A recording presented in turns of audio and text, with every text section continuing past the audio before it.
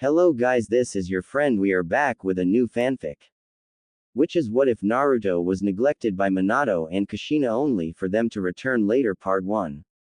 And if you enjoy this fanfic, then please press the like button and subscribe to my channel for more fanfic like this.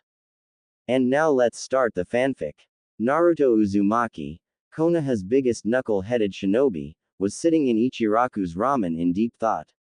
It wasn't a surprising sight to see Naruto thinking to himself and spacing out. After everything that had happened, people were surprised that he hadn't snapped and started killing random villagers, even if he was only 12. It all started with him being called to Sarutobi's office one morning after waking up with no food or water and the landlord demanding his pay or leave, in which he disagreed on both ends. It was a horrible way to start a day, but it only got worse from there on. As soon as he arrived to the Hokage Tower, he was greeted with Sarutobi himself outside, which was very rare because Sarutobi never had his meetings outside his office, let alone his tower. It was also the way Sarutobi looked at him as he asked on the progress of his education in the Ninja Academy. He was sure he saw pity and guilt in those old eyes as he told the old man how great he was becoming. Then afterwards he was escorted into the tower by Sarutobi, who apologized profusely on what would transpire, although the little 12-year-old didn't know what to make of that. When they got to the office, Sarutobi told him to keep an open mind and he hoped that Naruto could forgive him one day before opening the door and changing Naruto's life forever. When he walked into the office, he was greeted with the view of the Yondaime, the Yellow Flash, his true hero, sitting in the seat that would originally be Sarutobi's place. There was a woman with him too, with long red hair and 2 kids at her side. The first was a girl looked no older than 3 years old and had short red hair like the woman. The other looked about his age and had a lot of similar physical qualities that matched his Oroku no Jutsu. He was surprised to see his hero alive and well. But what happened next shattered his image in the Yondaime. "Ah, Naruto, I'm glad you're here," Minato said with that foxy grin that Naruto couldn't help but compare to his own. "Look at you, so handsome already. You have your father's looks all right," the redhead woman gushed. Father. Naruto registered that word pretty quickly because as far as he knew he was an orphan and his parents died. "That's right, son. I told you he'd take after me, didn't I, Kushina?" Minato said looking at his wife. "Tch, whatever, he still has my face," Kushina playfully jabbed, never noticing what a grave mistake their antics had made. "Naruto, I'm sure you're familiar with the Yondaime Hokage, and this is Kushina Uzumaki Namikaze. They're your parents," Sarutobi finished with a grim expression. Naruto just stood there in shock for a long time. He didn't move nor look like he was breathing. That kind of behavior worried his parents. "Sochi, are you okay?" Kushina asked, looking concernedly at her son. "Now I know what you must be thinking. How come it took us this long to come home? Well, with Jiraiya and Tsunade taking care of you, we just figured we'd wait a while and train Naruto a bit more. Why, I bet those 2 Sannin had been beating you to the ground with how serious they were when it came to training. Oh yes, I'd like you to meet you 2 sisters," Minato said gleefully as he indicated to the older sister holding the little redhead. "Is that Naruto ni-san?" the little girl asked her older sister softly.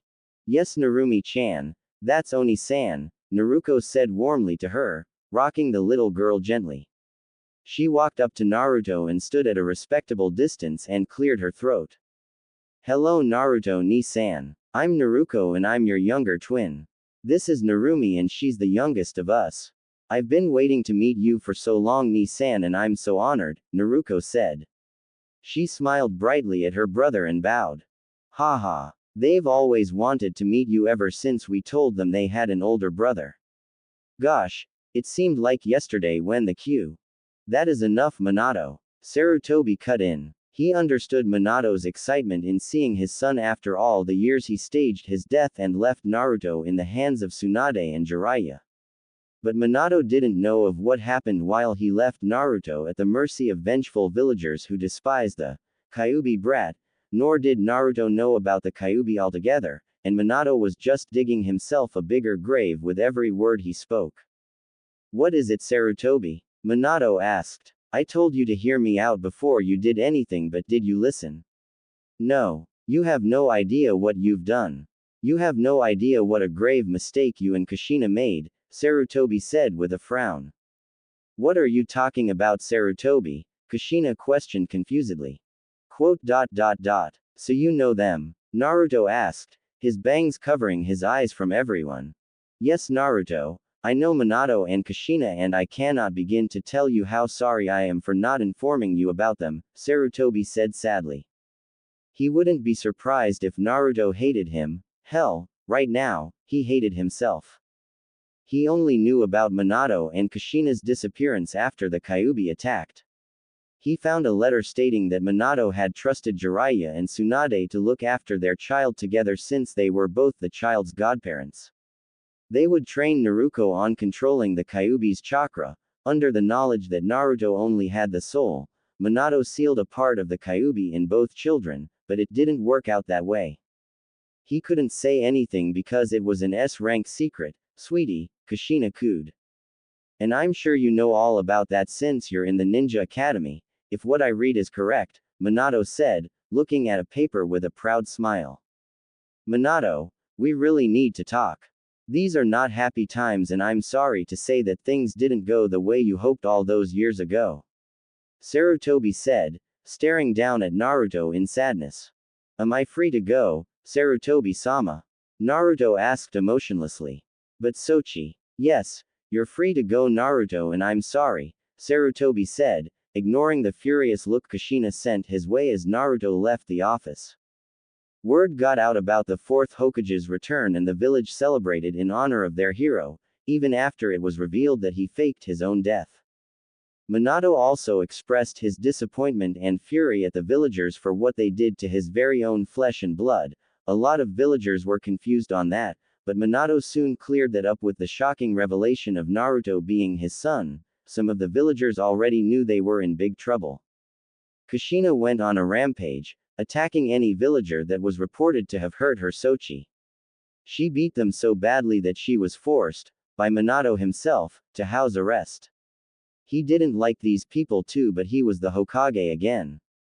Kushina was angry at that, stating that he didn't care enough about his child, in which he replied that he would have gladly taken Naruto's place if they were there for him in the beginning. Both parents knew they messed up, and they even tried putting the blame on Jiraiya and Tsunade, who weren't present, but a heartbroken Naruto told them it was as much as their fault for trusting people that weren't family to Naruto's care, and they should have kept track on what was happening to him from the beginning instead of blindly trusting someone with their own child. The family knew they deserved nothing but hatred from the boy, but they were resolute to do whatever it took to get Naruto in their lives again. Order is up, Naruto-kun, Ayame said as she handed him his ramen. Her heart went out to the poor boy. When she found out about Minato and Kushina being Naruto's parents, she was very angry at the two. She still was. How could someone just up and abandon their son after sealing the Kyuubi into him and expect everything to be okay when they showed their faces? How could they call themselves parents? She knew all about Naruto's hard life, and the thought of Naruto's family, out there in the world, having a good time while he suffered beatings and near deaths, made her want to attack Minato and Kushina anytime they passed by, asking her if she had seen Naruto, in which she would always say no. She looked at Naruto and sighed sadly. It had only been a few days when all this chaos started, and he really looked broken. She could clearly see he wasn't focused on reality because he hadn't even made an attempt to touch his ramen, his favorite food. Naruto-kun, are you okay? Ayame asked in worry. Huh. Don't worry about me, Ayame-chan. I feel great, Naruto said with a forced smile. He felt like crap. All this time he had a family, and they never even made an effort to see him until a few days ago. He wanted to hate Sarutobi for not telling him about this, but to be honest, he couldn't. The old man had been there for him more times than he could count. That didn't mean he wasn't upset with the old guy though. He didn't know what to feel about his family. His emotions would numb every time he thought of them. Minato and Kushina had been doing their best to get involved in his life, but he would dodge them every time he saw them coming his way. He would even sleep in a ditch somewhere when they came and waited for him at his apartment. He didn't want to be near those two. He didn't like them and he wasn't going to pretend like he did. That happy mask was long gone. Naruto had also tried to seek him out, but he wasn't known for eluding the Anbu for nothing. If he wanted to, he could disappear for weeks without anyone finding him. He was that good. But the only person that he couldn't escape anywhere he went was Narumi. The girl could find him no matter where he was in the village, and that freaked him out a lot. A 3-year-old that could track him down better than any Anbu Black Ops agent ever could. She would always run away from home whenever she got a chance and hunt him down, much to his annoyance since he had to carefully bring her back near her home. He was not going in that estate even if he was welcomed. He didn't hate the girl, but her parents could use her to get to him and he shivered at the prospect. He was not ready to talk to them yet. The villagers also started to treat him better ever since they found out he was the Yondaime's son. But that only made him dislike them more, because they put him through hell and just expected everything to be okay after what they did. It had been 5 days when all of this had started and he didn't know what to think. Okay, but I'm here if you need me, Ayame said. She wasn't convinced in the least by his answer and her worries only increased upon seeing bags under his eyes. God, he looked terrible. Ni-san, oh crap, he forgot about Narumi and her tracking ability. He was going to make a run for it when something bumped and clung to his feet. Sigh, how many times have I told you to stop calling me that, Narumi, Naruto said. Up, Narumi said gleefully, putting her hands up in the air so he could hold her. Naruto sighed again but picked the little girl up and put her on his lap. He just couldn't hate Narumi. She was way too young to be involved in anything and she was just too adorable. Why are you here, Narumi? Naruto asked, already knowing the answer. For Ni-san, Narumi said cheerfully. How did you get out this time? Naruto asked as he rolled his eyes. Those babysitters really sucked when it came to looking after the little girl. Babysitters say I'm a tomato, Narumi pouted. She didn't know many things, but she knew what a tomato was and she didn't like tomatoes. That wasn't the answer he asked for, but he allowed a ghost of a smile at her antics. Want some ramen? Naruto asked and watched as Narumi's eyes lit up in curiosity. Ramen? Narumi asked. Yeah, Naruto said and was bonked on the head by Ayame, who heard their conversation. Naruto-kun, don't be a baka. Narumi's just a little baby, she can't have ramen. Ayame scolded the 12-year-old. Ouch. Okay, Naruto said as he rubbed his head. He saw Narumi trying to get a taste of the ramen on the counter and quickly stopped her. There you are. I've been looking everywhere for you, Naruto said as she huffed. Naruko-ne-chan. Narumi shouted happily. Naruto froze. He just knew this would happen sooner or later. He looked behind him and sighed in relief as we saw Naruto wasn't with anyone else. How many times have I told you to stop running out the house? Naruto scolded as she made her way inside and saw Narumi sitting on her big brother's lap. It was a touching scene and it only made her long for something similar with her brother. Naruto, Naruto addressed emotionlessly. Ni-san, Naruto greeted back. She didn't care when he looked at her in annoyance. Don't call me that, Naruto said irritably. I'll never stop calling you my Ni-san, Naruto said seriously. She meant it too. She would keep calling him her brother until her last breath. TCH. I take it you're here for her. Naruto said, indicating to a happy Narumi hopping on his lap and looking around curiously. I was, but since I can see she's in good hands, I'll settle for getting some ramen, Naruto said. She made her way and sat next to an annoyed Naruto, who shifted his seat so he had a bigger distance away from her. But she didn't care. She desperately wanted her brother back and she would endure his worst if it meant obtaining his love. What kind of ramen will you have, Naruko-chan? Ayame asked chirped. She didn't like Naruto in the beginning, but that all changed when Naruto came to this place looking for Naruto. Ayame was so furious with Naruto's family that she called Naruto to the back room of the restaurant and proceeded to take out her anger on the girl by shouting at her and calling her horrible things. Naruto took it all with tears and never said anything back. When Ayame had finished shouting, she was treated to a sobbing blonde on her hands and knees, begging for forgiveness.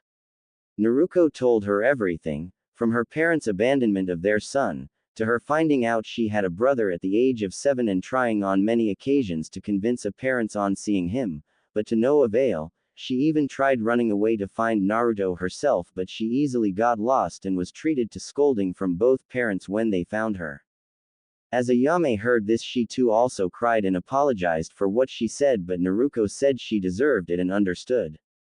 They bonded and Ayame convinced her to not give up on her brother. Naruto thanked her for her support with a bittersweet smile. Ayame was convinced that they could become a loving brother and sister if they could work out their differences.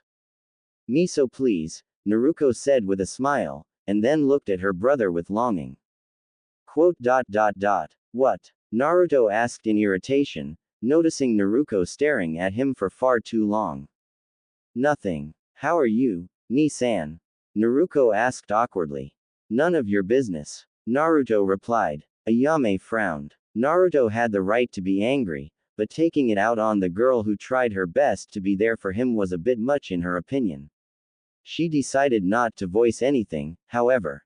"Okay," Naruto said as her shoulders slumped. They ate in silence, well, except for Narumi, who kept screaming, "What is that?" at anything new to her. When they were finished, Naruto felt it was time to leave. She would earn his forgiveness another day because Narumi needed to sleep and Naruto really looked like he didn't want her near him. "It was nice spending time with you, Ni-san," Naruto said as she took a tired Narumi from Naruto. "Whatever. You should tell your parents that those babysitters are horrible in looking after Narumi," Naruto said. "They're your parents too, you know," Naruto said with a frown.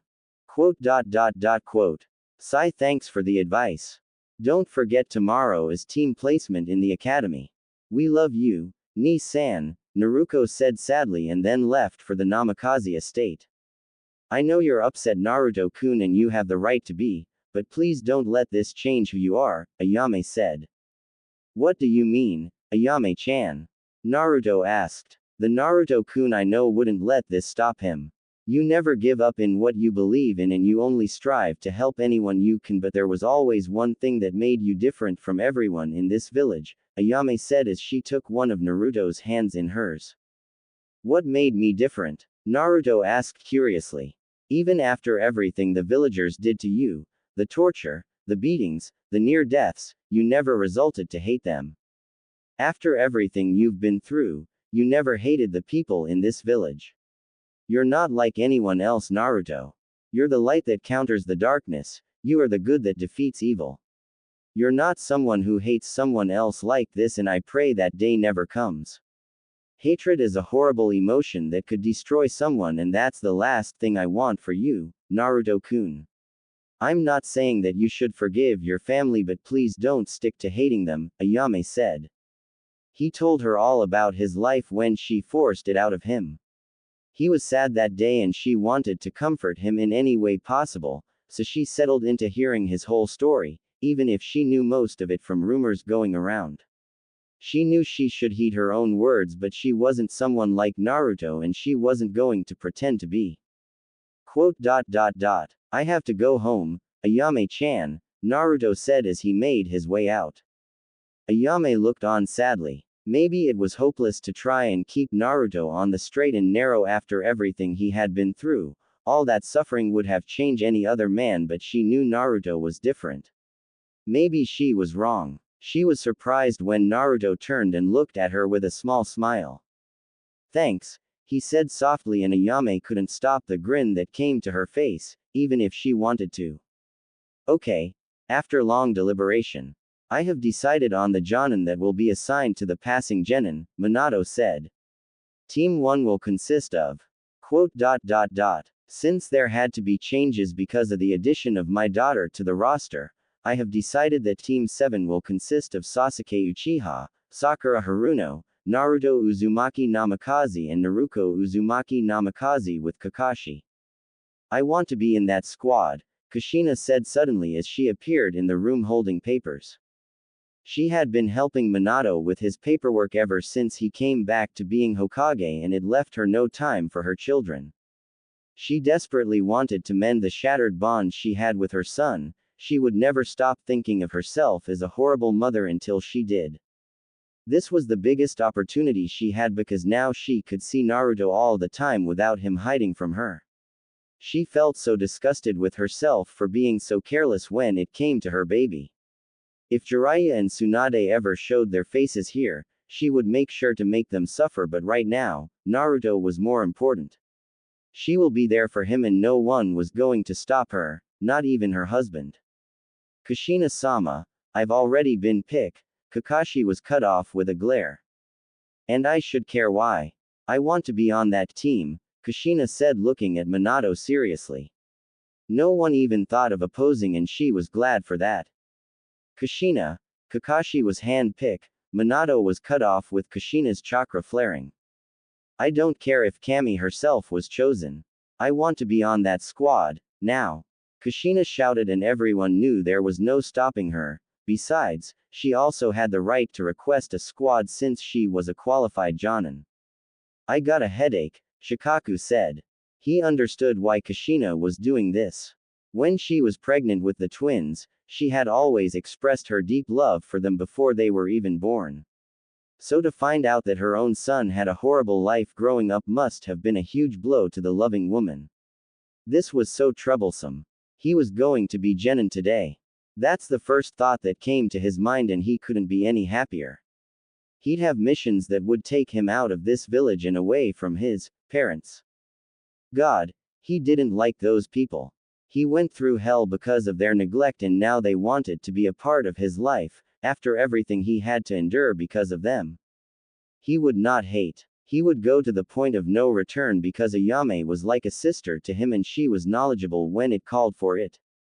So he would listen to what she told him and not hate his family. That did not mean we was going to forgive them, no way. It did not mean he liked them either, hell to the no. They weren't parents for what they did, and he easily saw Naruto as the favorite that was chosen to live a good life while he suffered at the hands of the villagers. She had the opportunity to know what it was like to have a family, what it was like to be loved and comforted when she needed it, while he had none of those things, well, except for Gigi and Aruka, but they still came a bit late into his childhood. Naruto was the favorite, not him, that's why they left him to rot, so he didn't like her much either. He decided to stop dwelling too much on these unwanted thoughts and look at the bright side of things. He was going to be Genin. He beat the crap out of Mizuki to earn it and now he was one step closer of his lifelong dream of becoming Hokage. Minato wasn't his hero anymore. After everything, Naruto was surprised that he didn't despise the man. He was about to do his morning routine when a knock on the door stopped him. He got out of his bedroom and made his way to the entrance and opened it to see none other than Ayame herself on the other side, which was weird because she rarely visited his place. Hey Ayame-chan. Naruto greeted enthusiastically. He was just too happy on the prospect of being a ninja and missions to care about anything else. Ah, look at you Naruto-kun. You already have your Hitai 8 on and you look so cute. Ayame gushed. I'm not cute, I'm manly. Naruto said as he pouted and puffed his chest. Sure, whatever you say, I am giggled and then smiled warmly at him. He deserved to be a shinobi. He always trained himself to exhaustion and now it was paying off. While many others had tutors, he always trained alone and that made her frown. Naruto-kun, I really need to talk to you, if it's okay right now, Ayame said. Sure Ayame-chan. What is it? Naruto asked curiously.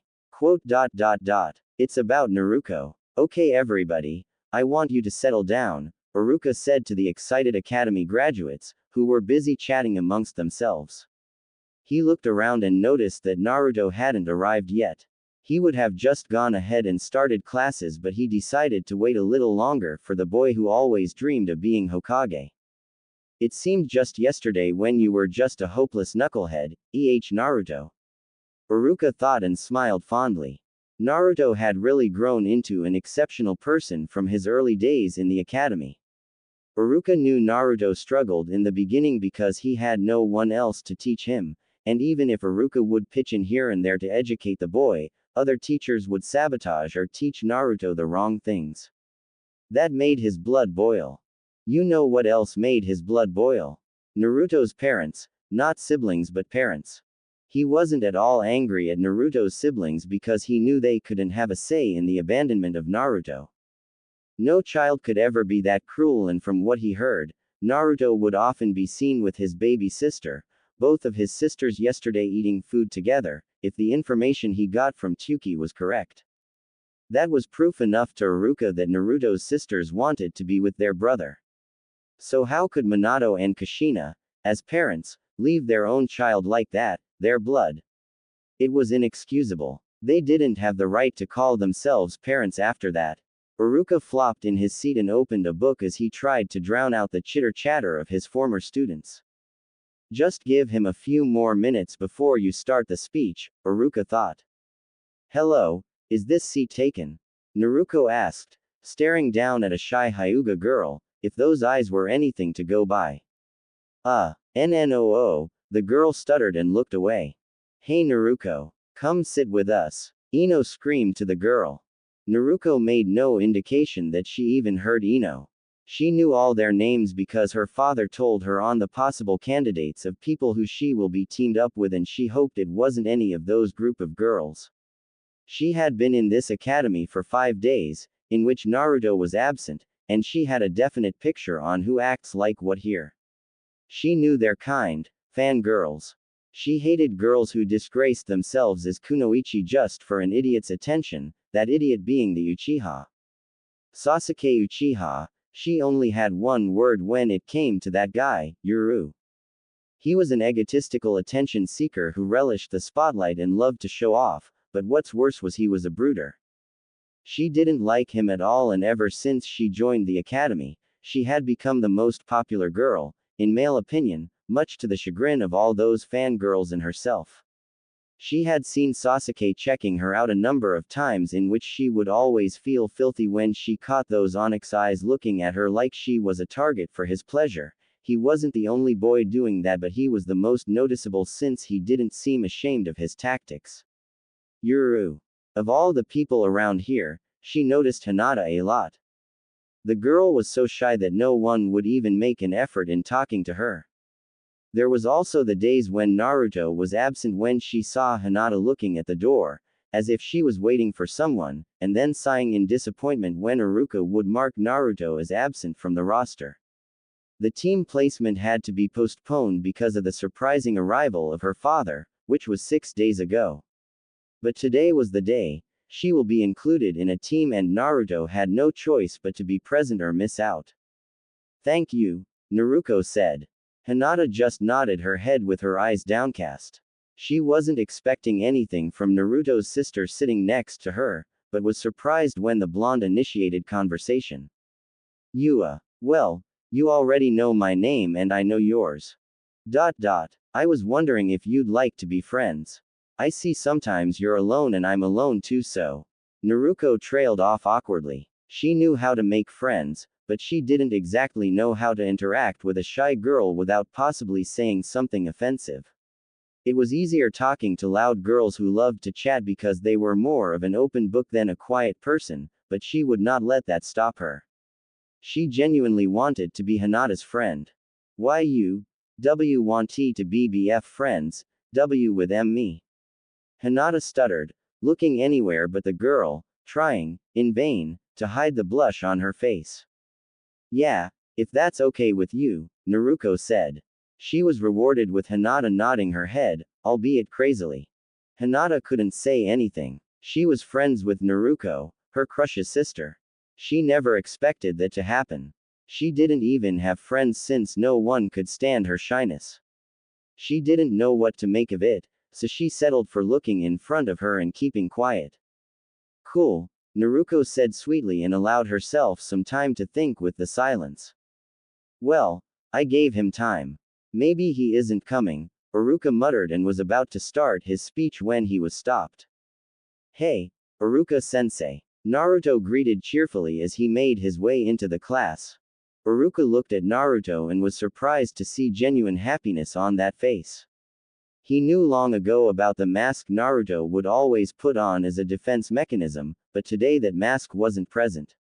He looked really happy. Iruka smiled. Even after all the crap that's been dumped on him, Naruto always found a way to persevere. The teacher quickly schooled his face into that of annoyance. Naruto, you're late. What kind of ninja will you be if you kept skipping missions like you did classes? Iruka said, using his big-headed jutsu.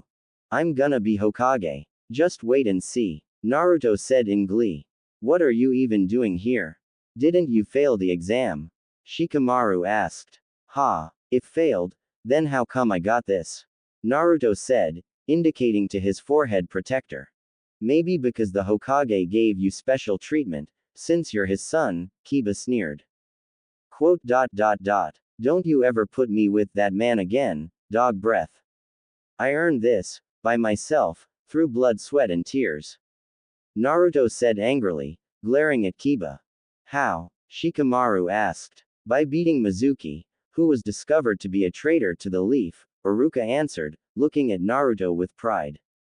He beat a Chunin, Choji asked, surprised. Hell, everyone was except for Naruto. Alright, enough of that. Take a seat, Naruto, so I can start my speech, Iruka said. What? I don't wanna sleep because of your speech. Naruto pouted. You little brat. I'll have you know my speeches are interesting to listen to. Iruka said and grabbed Naruto by the collar and dragged him to his seat. All the while the whole class laughed. Iruka looked around, then quickly squeezed Naruto's shoulder gently to get the young blonde's attention. I'm proud of you, Naruto, Iruka said, softly smiling at Naruto. Thank you, Iruka-sensei, Naruto said, smiling back. Iruka nodded, then made his way back and began his boring speech. Naruto looked around and saw Naruto sitting next to the weird girl. It was Hinata, right? He made his way to them and cleared his throat. Hey, can we talk? Naruto said seriously, gazing at a surprised Naruto. Sure, Ni-san, anything you want, Naruto said in surprise. She didn't expect him to come to her.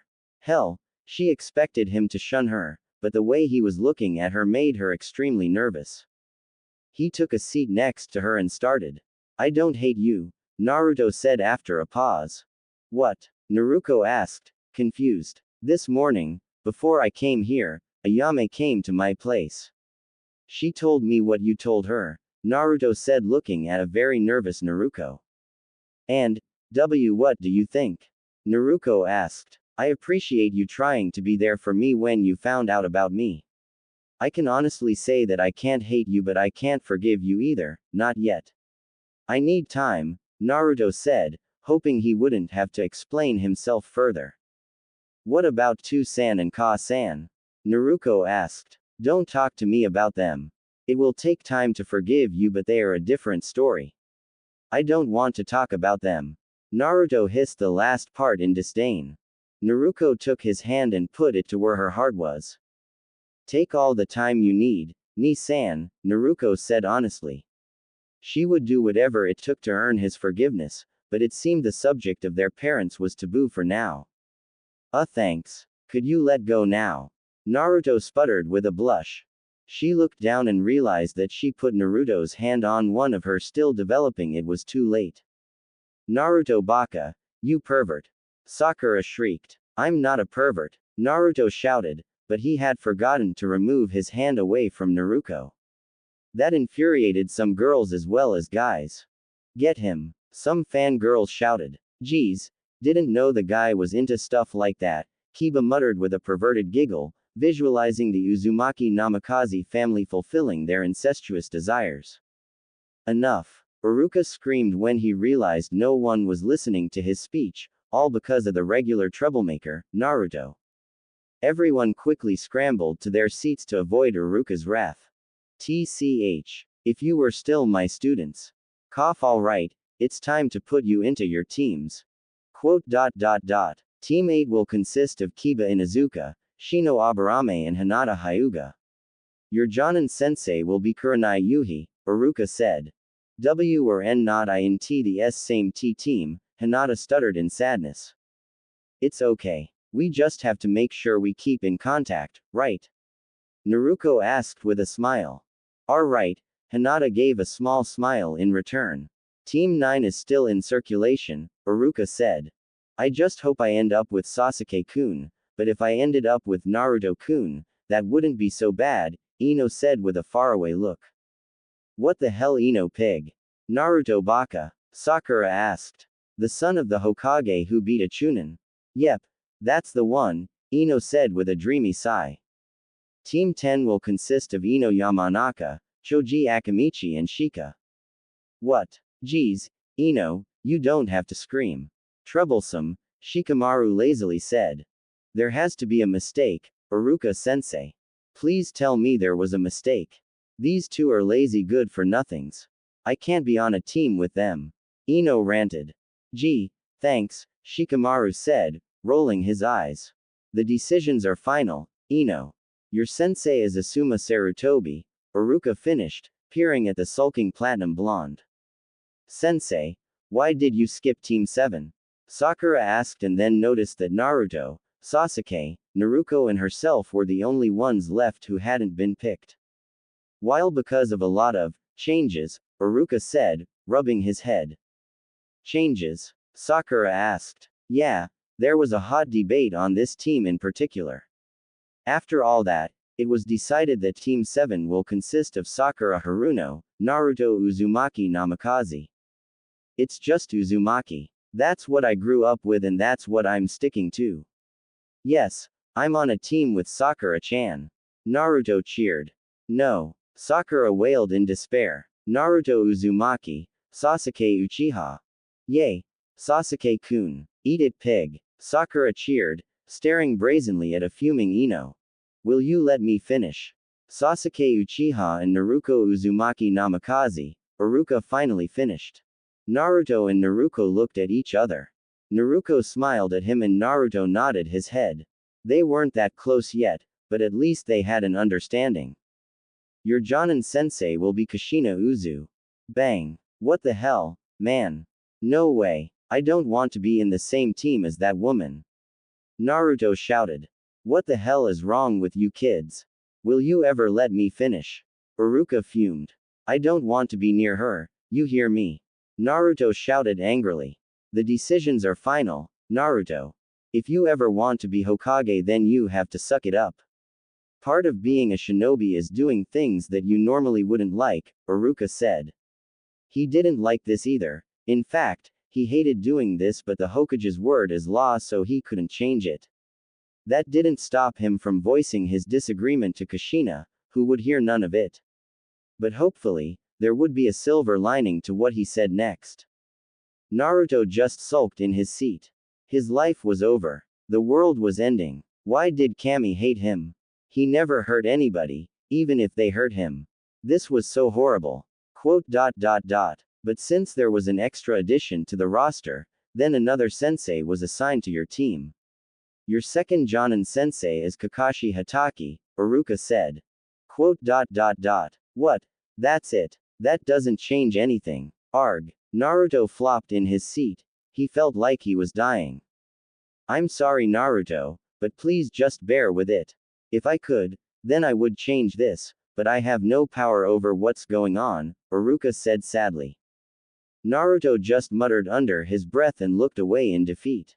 All the Jonin had arrived and took their respective teams and the only people left was Team 7. Naruto was upset, really upset. No matter what he did, Minato and Kushina always found a way to screw with his life. He didn't want to be near them. Why couldn't they get that? They were not his parents so they should stop thinking themselves as such. He looked around and saw that everyone was bored.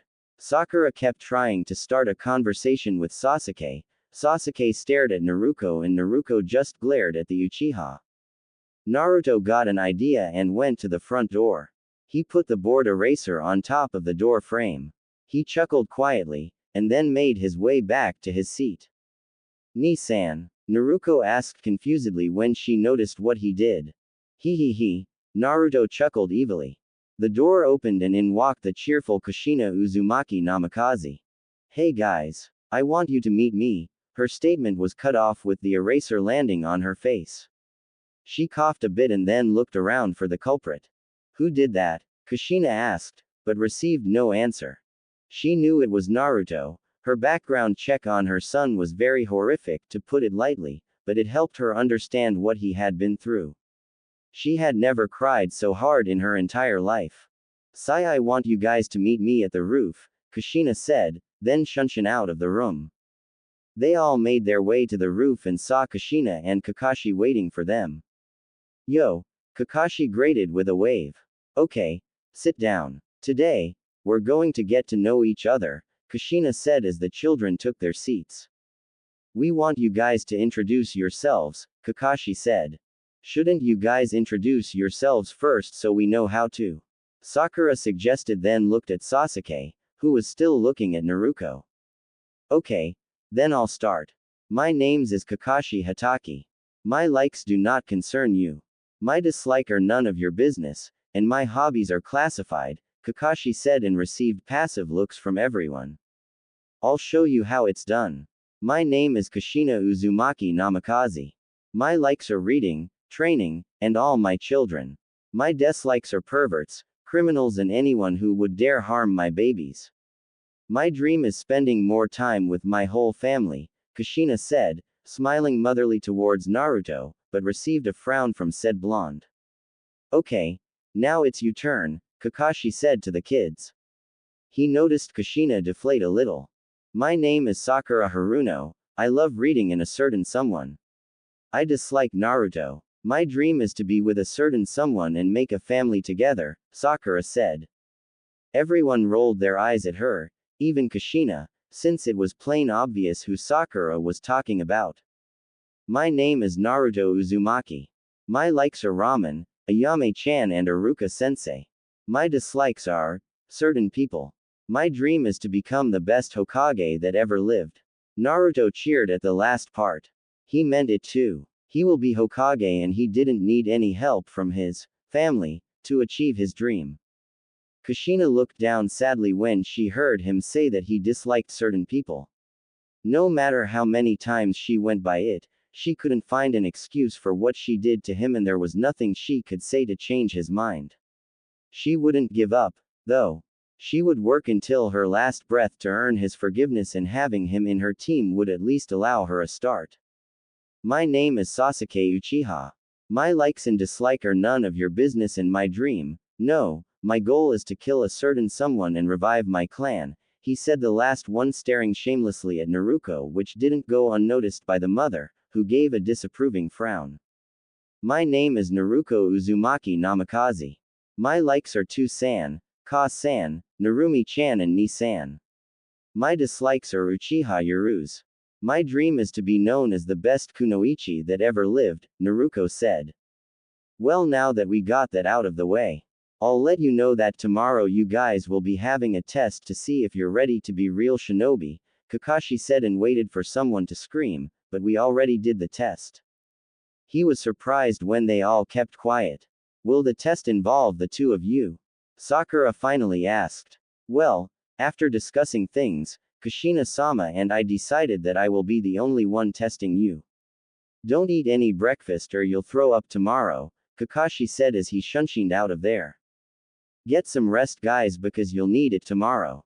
I'll see you at home Naruto and I would like to talk to you Naruto before you leave, Kushina said the last part to a retreating Naruto, who silently cursed a little too loudly. Everyone left and now it was just Kushina and Naruto. Hello, Sochi, Kushina said. What can I do for you? Kushina-sama, Naruto asked, trying to dull his anger but failing miserably. Sochi, please don't call me that. I'm so sore. Save it. I don't want your apology. And let me get one thing clear, I am only in your team by force and nothing else. Don't, for 1 second, think that everything's okay between us.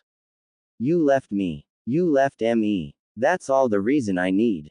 The reason I haven't quit as soon as I heard your name is because I have a dream that no one will stop me from achieving.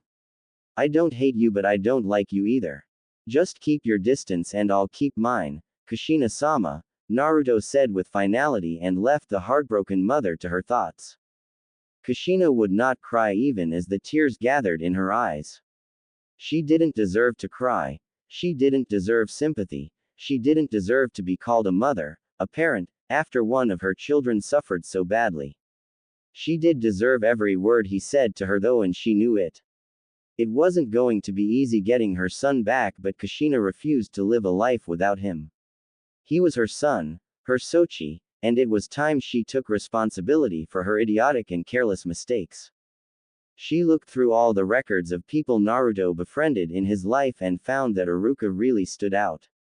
She apologized to Iruka, who was very angry at her, and Minato, rightfully so, about what she did to her son, and thanked him for being there for Naruto. The only thing Iruka told her was that he would only forgive her when Naruto did, and she understood that. She decided to think of ideas to show Naruto that she truly did love him, and she truly felt regretful for what happened as she made her way home. Kakashi mentally sighed. This team was hopeless, absolutely meaningless. This wasn't even a team, just some random genin performing individually and horribly at that fact. When he was recommended by the council to Sarutobi, he was excited to teach the Uchiha prodigy because they both shared something that no one else in Konoha did, the Sharingan. It wasn't as if he forgot about his other students as well, but he wanted to focus on grooming Sasuke into an elite shinobi and use the team as support for the Uchiha's benefit. It couldn't be called favoritism if all members of the team were included now, could it? Well, that was all before his sensei had showed up, prompting the postponement of the placements. He told everyone of his staged death and leaving Naruto to the trust of Jiraiya, Tsunade and the village as well, who all ended up stabbing the Namakazes in the back. Minato was really disappointed in Kakashi as well. Kushina flat out disliked him now, going so far as to call Kakashi a disgrace to the shinobi code when he chose to ignore Naruto's plight. Kakashi also voiced his disagreement to that, calling Minato and Kushina hypocrites for something like that, which he can easily admit now was a huge mistake. First off, Minato and Kushina didn't leave Naruto with just some random stranger. They left him with people they considered family, and even though it was a terrible thing to do to a child, especially considering a child needed parent figures to grow and mature, they left Naruto with people that they thought could qualify as parental figures in Naruto's upbringing. Kakashi could see it. Naruto, grown and trained by the two legendary Sannin. That would be every child's and parent's dream, and he could see why Minato and Kushina would choose not to visit until now, since Naruto would be safe with Tsunade and Jiraiya, teaching him their skills and techniques, grooming him to be a legendary prodigy, telling him about his parents since the S-rank secret didn't apply to them, but the two Sannin just left the kid high and dry, without a care in the world, and Kakashi was only left with questions. Why did Minato and Kushina leave Naruto in the first place? Why did Jiraiya and Tsunade leave the kid as well? He already knew it couldn't be revealed to anyone of who Naruto's parents were, because that would put Naruto in greater danger with people who might hate Minato taking their anger out on Naruto. So why leave him? Kakashi couldn't come up with anything. He looked at Naruto, who was tied to a pole, and then looked at his genin team who had lunch ready to be eaten, and decided to make his exit. I'll be back in a bit. You will stay there, Naruto, and all of you are not to feed him, understood? Kakashi asked and received nods from three heads and something that suspiciously sounded like grumbled curses from the blonde knucklehead. He made his way to some nearby trees and bushes and met with Kushina, who was using the environment to her advantage and concealing herself from the view of the genin squad, just as discussed. How did they do? Kushina asked seriously as she stared at her son who was tied to a pole. She knew they did terribly. Hell, she watched the whole test and couldn't hide the bitter disappointment and guilt in watching Naruto just charge into battle, without a strategy or plan, and swing wild punches that would never hit the intended target. Kami, she failed so miserably as a mother. Naruto didn't even seem like a ninja. just a normal boy who had to resort to street fighting to cover for lack of skill set. He would get himself killed if he went on missions, and that was one thing that filled her with so much dread that she had to control her stomach every time that thought crossed her mind. She couldn't understand this though. She read from reports that he beat Mizuki, a chunin, using the Kage Bunshin no Jutsu. No other kid could do that yet, so how on earth could he be this terrible? In all honesty, they failed horribly, Kakashi said indifferently. He didn't really care if this team passed or failed really, because the council would demand him to be put with Sasuke, whether in another team or alone, just like that he would teach the Uchiha. Name their weaknesses, Kushina ordered. She didn't like Kakashi at all right now. He chose to be a lazy good-for-nothing prick while Naruto suffered. He was trash in her book no matter what he said.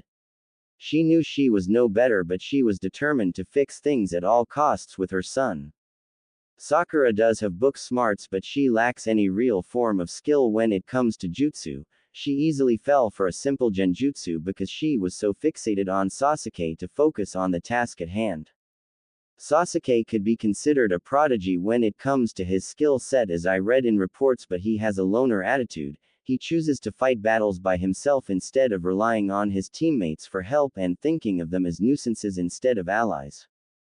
Naruto is by far the worst student I have ever tested. He has no strategy or plan when it comes to battles. He is one-track minded, and that is a huge weakness. He has basically no skill set whatsoever, and he puts himself in danger because he is basically an open book and enemies can read his movements quite easily and kill him in the process. Naruto by far is the best member of the squad. She has a variety of skills and jutsu at her arsenal, including that little Rasengan that nearly got me a number of times. She is fast and very knowledgeable in ninjutsu and taijutsu. I have to commend you for teaching her. She even figured out the true reason for the test, that it wasn't about getting the bells alone but together as a team, but the other members are not listening, Kakashi surmised in honesty. I don't understand though. Naruto beat a chunin using Kage Bunshins. How could he be this terrible if he was able to do that? Kushina asked curiously.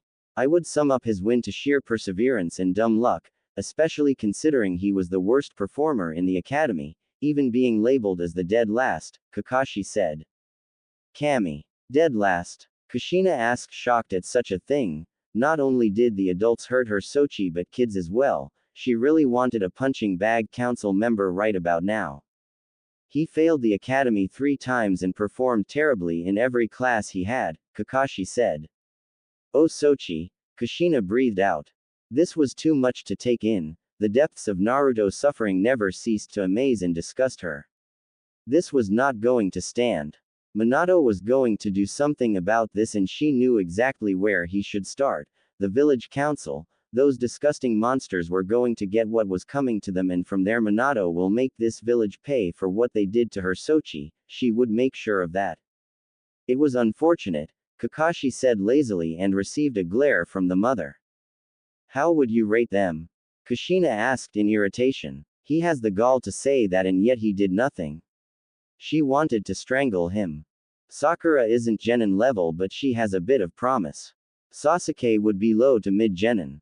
Naruto would be high genin to low chunin. Naruto is not ready to be a shinobi, Kakashi said.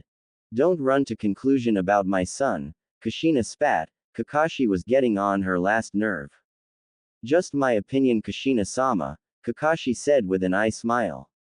Right, Kushina said. Quote. You do realize I really have to fail them now since they hadn't figured out the true meaning to the test, Kakashi said, looking at the genin team. He was about to move when a hand landed on his chest and prevented him from doing so. Not yet. Give them time, Kushina said, preventing Kakashi from going anywhere. But Kushina-sama, I said give them time, and I mean it, Hatake, Kushina said seriously. They had to pass. They just had to. She believed in them no matter how badly they did. Quote. Okay. So since I'll be here a while longer, I was wondering if you could clear some things for me, Kakashi said. And what do you want cleared? Kushina asked. Why did you leave Naruto? Kakashi got straight to the point. Quote. I didn't want to at first. I wanted to take him with us so we could train him in using our styles and possibly teach him in suppressing the Kyuubi's soul, but things didn't work out that way, Kushina said sadly. She would regret that decision till the day she died. May I ask why? Kakashi inquired. If you remember correctly, there was a masked man who attacked the village and freed the Kyuubi to destroy Konoha. I was heavily fatigued from giving birth to Naruto and Naruto to stop him. The Kyuubi went on a rampage. We fought tooth and nail to protect our babies and took the worst from the Biju when it tried attacking our children, so Minato had no choice but to seal the Kyuubi into our children. Although I refused this, he sealed the yin and yang chakra into Naruto. Naruto was given the soul of the fox. Minato survived the sealing process although he was barely alive. Minato told me that in order for the Kyuubi to be freed, then you had to have both children together to extract it, because the soul and chakra need to be together as one in order to exist. It didn't matter what type of the Biju's chakra it was. So in order to make sure that didn't happen, Minato agreed with Jiraiya and Tsunade, who healed us from our fatal wounds, to look after Naruto and make sure he grew into a strong and capable shinobi while we did the same to Naruto. Both children needed to be as far away as possible from each other in case that man returned and wanted the Kyuubi. We were to return to Konoha when we were sure that things were alright and safe for Naruto to see us. Jiraiya and Tsunade agreed to it, and I honestly thought that they would keep to their word, but imagine my utter shock when I found out my son grew up alone, abandoned, unloved and untrained. It makes a mother think on what kind of a filthy human being she is in allowing this to happen, Kushina said in self-loathing. She didn't care that Kakashi heard all this. He could really keep a secret when it called for it, but that didn't change her view of him. You shouldn't put the blame on yourself. Sometimes we all make mistakes, Kakashi said. No, I need to blame myself so I don't forget what I'm trying to achieve, a connection with my entire family, Kushina said. It made her feel horrible on the inside, all the self-hatred, but she would endure it until Naruto forgave her. What about Jiraiya and Tsunade? Kakashi asked.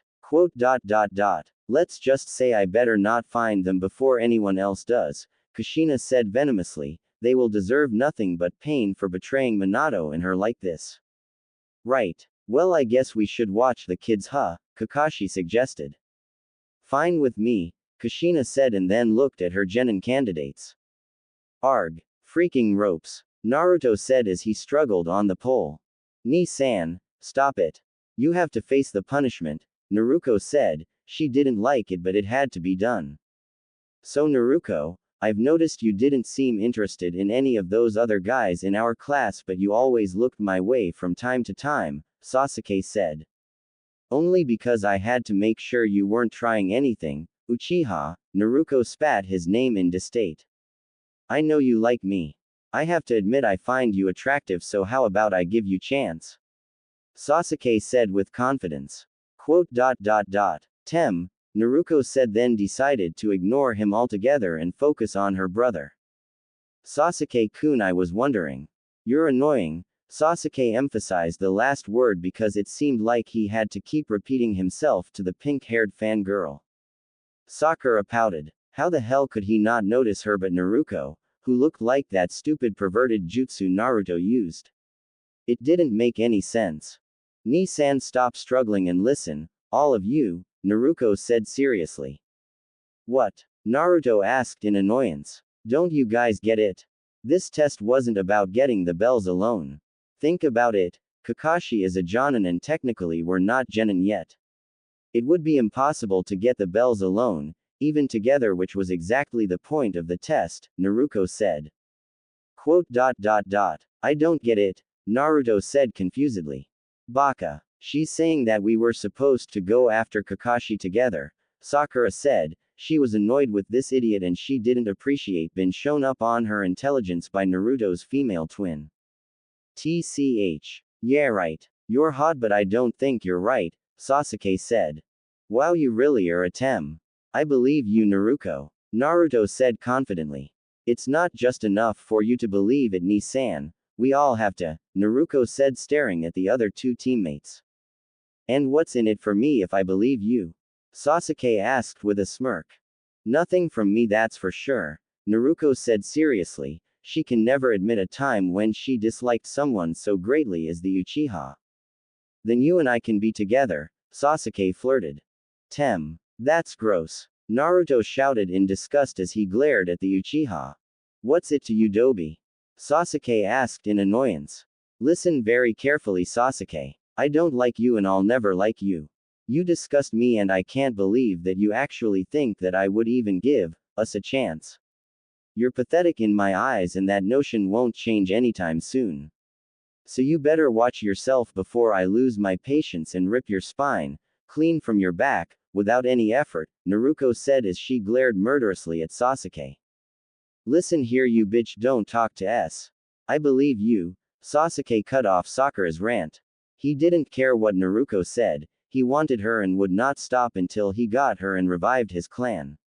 She wasn't like any other girl he ever met, she was powerful, beautiful, even if she did look like Naruto's Oroku no Jutsu, and that's perfect wife material in his eyes. Believe what exactly? Naruto asked in confusion. That the test was about teamwork. I mean, it would make sense if you look at it, Sasuke said. I believe you too, Sakura also added in, but everyone knew the only reason she was doing it was because Sasuke did it.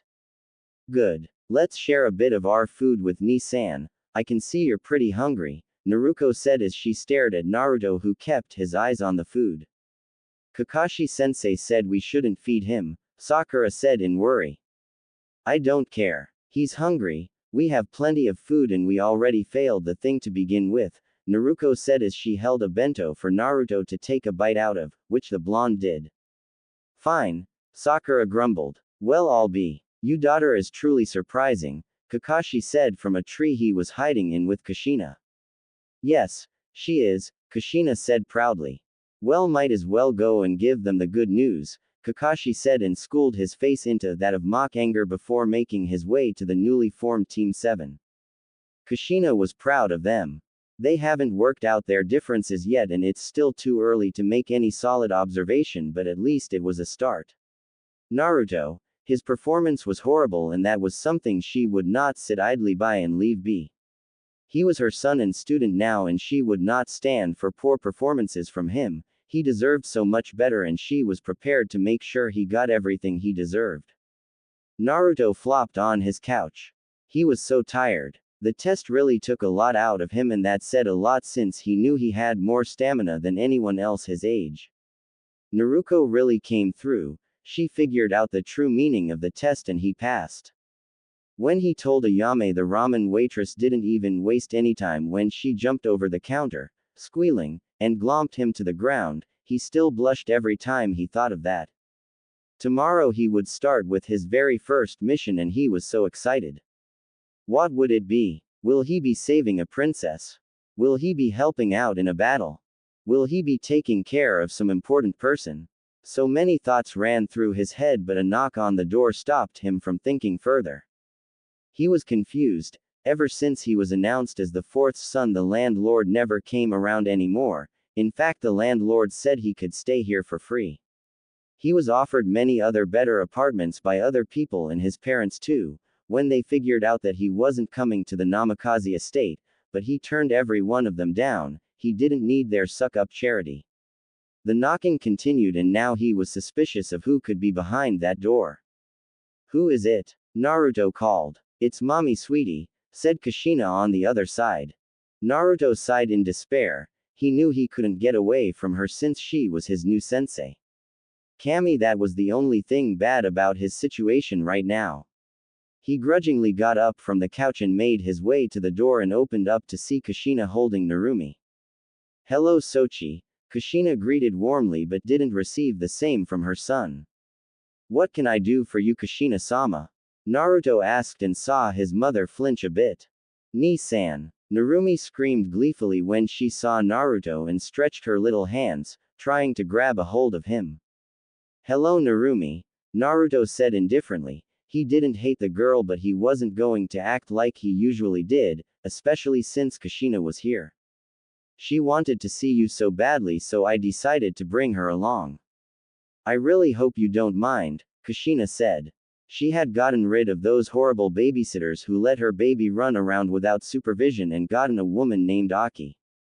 Aki loved Narumi and Narumi loved her back. Aki made sure Narumi wouldn't run away to random places and Kushina was glad for that. Every time she asked Narumi where she would go, Narumi would just say, "Ni-san," and it made Kushina wonder if Narumi spent her time away from home with Naruto, but she would quickly squash the idea. She couldn't find him on many days and she doubted Narumi could. Whatever. What do you want? Naruto got straight to the point. He wanted his mother gone as quick as possible. Sai, to be honest, I'm not here as your mother but as your Jonin sensei. Can I come in? Kushina said seriously. Naruto was confused but he let the woman in nonetheless. So, Naruto prompted as they took their seats. I came here because I wanted to inform you of your performance today, Kushina said. What about it? Naruto asked with a frown. Naruto. From what Kakashi has told me, your performance was the worst of the team, Kushina said. TCH. It wasn't that bad, Naruto glared at Kushina. Sochi, I'm not trying to demean you but something like this could end up killing you in the future, Kushina said unflinchingly. Well, I did train alone, you know, for all my life. Naruto said angrily. She didn't have the right to point out his faults, even if she was his sensei. I know. I went through records of your progress in the Ninja Academy and after careful investigation it was discovered that you were sabotaged with your tests and were trained in the wrong styles of combat, Kushina said. She too was getting angry just by thinking about it. Tell me something I don't know, Naruto grumbled. After talking to Min the Hokage, it was agreed that you lacked heavily on many essential skills needed by a shinobi in order to survive on the battlefield, Kushina said. I don't need you tell me what I don't care about. Just wait and see. I'll be Hokage and then you will all think differently, Naruto said seriously. That's the reason I'm here, to help you with your goal. I have special permission from the Hokage himself to give you extra training due to you lacking any proper education to begin with, Kushina said. I don't need your charity namikaze, Naruto spat. He was getting tired of people coming to him and offering him things as a sign of their guilt and remorse, stupid villagers. This isn't charity, Naruto. These are things you will need in order to progress in your shinobi career, Kushina said seriously. Well, I don't need it, Naruto said stubbornly. I'm sorry, Sochi. I love you very much, but right now I am not asking you as your mother but ordering as your sensei to attend this training, Kushina said seriously and felt it was time to leave, so she stood up and made her way to the door with Narumi. Just so you know, I will never forgive myself for what you went through, Kushina said softly, then left his apartment. Naruto just grumbled under his breath. Kushina was really clever, making time for him and her anytime she could. He didn't like this at all, especially considering both of his parents were involved in this, but he was too tired to think straight, so he made his way into his bedroom and decided to rest for the night. Minato was signing the last amount of paperwork for the day. Coming back into power was okay at first, but as soon as he realized what these people did to his son, he started to dislike Konoha as a whole. The first day, when he announced his return, the entire village celebrated and cheered for him, but something else they said made him shocked with horror. When the crowd was cheering for him, a civilian stated that they could finally get rid of the Kyuubi brat. It didn't take long for him to piece together who they were talking about. He was furious at them, especially when he found out about Naruto's mistreatment. How could Naruto grow up living alone? Where had Jiraiya and Tsunade gone off to? Why didn't the people he knows as friends pitch in to help Naruto? Sarutobi was a good man, but to allow Naruto to suffer like this didn't go well with Minato, although he couldn't be any better in that since he was never involved in Naruto's life. He felt like crap every day knowing that he messed up so royally with his own child. He desperately wanted to have a connection with his son, but right now he was sure Naruto still hated his guts. He wasn't going to give up on him though, not until he paid Naruto back fully for his neglection and suffering. Originally he didn't want Naruto to be put with Kakashi as a sensei because he didn't trust his former student anymore, but the council outvoted him on that, much to his chagrin. The council, Bastards, the lot of them. He let them get their way with having Kakashi in Naruto's team because he was still in depression of failing his son, but now that he had a clearer head he could finally implement a plan of action against these evil people. Starting tomorrow he will make sure that Konoha knows how fully they messed up. He couldn't approach Naruto yet and had agreed to let Kushina be in his team because the mother took this situation much harder than he did. She was literally a broken woman trying to fix herself and her mistakes. He knew the time would come when he had no choice but to speak to Naruto. He was sure Naruto would try to beat him up, but he was fine with that. He would let Naruto vent his anger. For now he had to formulate plans on making sure he had an iron grip on Konoha. Was way too early in the morning for a council meeting, but Minato had demanded all council members to report immediately to the council room, and although some council members would have refused at first, the Anbu that he sent to deliver the messages were dead serious on possible repercussions that would be implemented by the Hokage himself if they disobeyed his orders. So now here they were, waiting for the Hokage to make his entrance into the packed room filled with shinobi and civilian council members alike. They were all frustrated due to three things. They had been waiting for a few hours for Minato to arrive. They were tired because Minato had demanded an audience with them late at night and now it was early into the morning, and they didn't like to be ordered around since they were more used to doing that themselves. "Where is he?" Sume shouted in anger. She was so tired and didn't appreciate being made to wait for someone else. "I'm not sure, but we have to be patient," Shikaku said tiredly. He felt like lead. "This is absolute nonsense. If he expects us to be here on time, then shouldn't he show the same courtesy?" Danzo said irritably from his sitting position. "Chill, man. I'm sure he had something to do," Choza said. "Minato will hear from me about this," Kaharu said. She didn't like this at all. They were starting to get really irritated when suddenly they were blinded with a yellow flash and Minato finally made his appearance. "Finally. Where have you been? We waited for hours," Homaru said in annoyance. "I decided to have a nice deserved nap.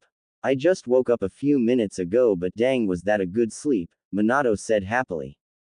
Kushina came home and asked him to finally do something about these people, and he was only happy to agree with his wife. He purposefully made them wait for him for hours so he could annoy the crap out of them. He actually was asleep until now.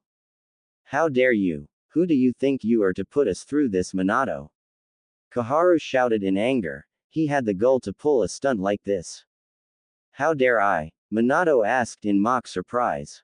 They didn't even know it. They were in deep trouble already and they were still acting like nothing ever happened. They were still acting like they didn't do anything wrong to his son, and boy was he going to milk this for everything it was worth. "Before I answer your question, first things first. Anbu," Minato commanded, and not a moment sooner there was an Anbu agent behind each council member, ready to attack at any moment. "What is the meaning of this, Minato?" Kaharu shouted in confusion. "You do not call me by my name. You call me Hokage-sama, do you hear me?" Minato said. He was deadly serious now. "What?" Kaharu was really confused with all of this. "Hokage-sama, could I ask what's going on here?" Inoichi asked when he noticed that everyone was too shocked to do or say anything. "I'm glad you asked. Starting from today, there will be a lot of changes around here," Minato said seriously. "Like what?" Choza asked curiously. "As from this day, the village council is disbanded effective immediately," Minato said. There was an uproar of disagreement and demand for explanation. "Just perfect." "Silence," Minato shouted, and everyone shut their mouths. "You can't do this, mi Hokage-sama. The village needs a council in order to function properly, and we all need to vote on a decision for it to be permitted when it comes to village matters," Kaharu said evenly. "You're wrong there, Kaharu. I am the Hokage. I run this village. You are just the council, the advisors to my cause in protecting this village and assisting anyone in need, but you have proven to me that you are not capable in looking after every villager," Minato said. "Is this because of your son? You have to realize, Hokage-sama, that some things are out of our hands.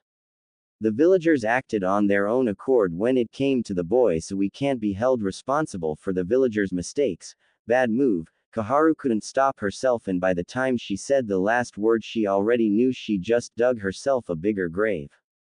I actually never thought I'd hear that, but I'm grateful. This information is all I need to prove your lack of action in my son's plight. Furthermore, it proves your incompetence. You will all be brought before Ibiki for information gathering, just to find out if you were involved in my son's suffering as well as to determine what you really thought of him, and I'm pretty sure most of you thought on the same line as the villagers, that Naruto was the demon brat. Minato sneered at all of them. You cannot do this. I am Hyuga head and I will not tolerate this behavior whatsoever. Hiashi finally spoke when he had enough of Minato. I can and I will. You wanna know something else? I don't give a damn what any of you have to say. The moment you ignored or participated in my son's suffering, you made an enemy out of me, so you can complain all you want, but it won't change a damn thing, Minato said angrily. What will happen to us once Ibiki receives the information you require? Shikaku asked carefully. It all depends on the information. Just hope that I don't find out anything damaging for your sakes, Minato said indifferently. Let's get this over with, Danzo said. He wanted to get out of here as fast as possible so Minato couldn't find out his secrets. He was about to get up, but a hand on his shoulder stopped him. He looked behind and saw two more Anbu, ready for battle. Tisk tisk tisk. I've got a different punishment for you, my friend. Even when Minato said friend, the venom and disdain in his voice was still prominent. What do you mean? Danzo asked in shock. I mean, you are being arrested, Minato said seriously. On what charges? Danzo demanded. Sarutobi has informed me that on many occasions you tried to make a weapon out of my son. After careful investigation by my Anbu, it was also discovered that many of your root bases have been active, although it couldn't be discovered what was actually going on in them. You already know what I said about root, so for disobeying orders you will be sent to Ibiki for interrogation and then afterwards you will be put in a cell, Minato explained. This is blasphemy. You have no proof of anything and you can't just use your power on everyone just because of what happened to your son. You are letting your emotions control you, and it's safe to say that you are not fit to be Hokage. Danzo shouted in anger. Oh, by the way, don't even think about trying anything behind my back. I will kill you, without mercy, understood? Minato asked everyone in the vicinity and was proud to get nods. I'm sorry, Sarutobi-sama, Neiko said before grabbing Sarutobi's wrist. It's alright, Neiko. You don't need to take Sarutobi, Minato said. For a second there I thought you wanted me to be put away and looked up for life, Sarutobi said. Well, you're not my favorite person right now, but you have done so much for Naruto, so you're not as bad as everyone else. I want you to go to the T&I Tower and make sure that no ex-council member will be trying to bribe their way out of this, Minato said. I will do my best, Minato, and I'm sorry for not being there enough for Naruto in his time of need. What are going to do about the civilians? I hope it's nothing horrible, because as Hokage it is your job to protect this village and villagers within it. Killing them would make you unfit for this job, Sarutobi said. Quote. He. Minato chuckled evilly and Sarutobi was reminded of Naruto's pranking tendencies. This couldn't end well. Later during the day. This sucks. Naruto screamed in despair, annoying the hell out of everyone else. What did you think D-rank mission meant, you moron? Sakura asked annoyedly. I've had enough of you. Why do you always call him names, huh? Naruto screamed angrily at Sakura. Sasuke that just stared ahead of him. This had nothing to do with him. Because he's a good for. Enough. Kushina screamed, stopping them in their tracks. This team seemed so off. Every single one of them had their own special talents and theoretically they should be a good team when combined, but that was not the case. They were mostly at each other's throats. They were painting a shed, which was the mission, for a client. Naruto had immediately thought that since he was now a shinobi he'd be going on big missions, which wasn't the case. He had been complaining the whole day and adding to the fact that it was a very hot day in Konoha, then some of them could be justified for being so grumpy. You guys need to relax and continue with your mission, Kakashi said while reading his book. What did I say about you reading that book in front of children? Kushina hissed angrily, and Kakashi, it seemed that even the senseis were no better. Well, I am being careful, Kakashi said, never noticing Kushina starting to fume even more. Kushina was about to kill him but then decided against it. She didn't want to give these kids the wrong impression about her. She took deep breaths and calmed herself down a little bit. If you don't put that book away, I will slowly torture you by peeling your skin off with the blunt side of my sword, Kushina whispered with a disturbing smile. Kakashi quickly complied. He knew when a woman was being serious. Kushina turned back to the bickering genin. That is enough out of all of you. You're a team now and you shouldn't constantly be at each other's throats. You will never improve on your skills if you keep doing this, and every other genin will be above you, Kushina said in a scolding manner. After some time they finally finished with their D-rank missions for the day, and Kushina felt like it was time for them to go home and prepare for tomorrow. Alright guys. You did well, but your teamwork needs to improve, otherwise there isn't a point to have Team 7, Kakashi said. Tomorrow we will start with training you on the different ways chakra is used and what it is useful for, Kushina said, and saw their eyes light up, well, except for Sasuke and Naruto, the latter already knowing such things. Will I be training with you, Kakashi-sensei? Naruto asked hopefully. Sorry Naruto, but I'll be in charge of teaching Sakura and Sasuke while Kushina-sama teaches you and Naruto, Kakashi said with an eye smile. He would have preferred to train Sasuke alone, but Kushina was having none of that. Sakura still needed a lot of work, and Kushina made it clear to train the girl so she could match her teammates in skill and power, if it was possible. Naruto deflated a little bit, which didn't go unnoticed by Kushina. Just great. Good job guys, and we'll see you tomorrow. Naruto, don't forget your appointment for this afternoon, Kushina reminded the blonde. What is she talking about, Dobi? Sasuke asked as they started walking away. None of your business, Tem, Naruto said irritably. Don't call Sasuke-kun that. Sakura shouted, was about to bonk Naruto when a hand stopped her. Don't you dare, Naruto hissed in anger with slitted eyes. Sakura was getting on her last nerve. Just let her go, Naruto, Naruto said. He just didn't care anymore. Naruto let up on her hold, but she continued to openly glare at the pink-haired banshee while they walked to their respective homes. Dobi, Sasuke said after an awkward pause. Later in the afternoon. Here she was, waiting for her son. Kushina had been at Training Ground 7, waiting and waiting for any sign of Naruto. He was supposed to be here an hour ago, but there was no sign of him, and Kushina wanted to give him the choice to come. He needed to come here on his own, or there was no point in trying to get him to trust her. She didn't doubt that he would come, she just knew he would be here sooner or later, so she waited patiently, even if she was an impatient woman. If he didn't come, then she would feel really sad and hopeless. She really wanted to connect with him, and this was the best she could offer someone who didn't like her. Naruto was with her, meditating. The little girl insisted on coming so she could help her Nisan with his training, and even though Kushina disagreed at first, she was happy to have brought Naruto along. Kushina's mood started to drop as the day continued to drift away. She had been waiting for 2 hours now. She just knew if she didn't see Naruto today that she would cry. She wouldn't blame him for not coming to training, even if she had ordered him as his sensei. It would be what she deserved, since she felt like she was such a horrible person.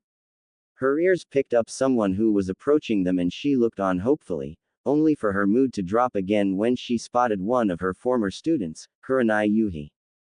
Hello Kushina-sama, Kurenai greeted warmly and a little nervously. When her former sensei came back, Kurenai was so happy to have a back in her life, but that happiness was short-lived. As soon as Kushina found out what this village did to her son, she distanced herself from everyone, even Kurenai.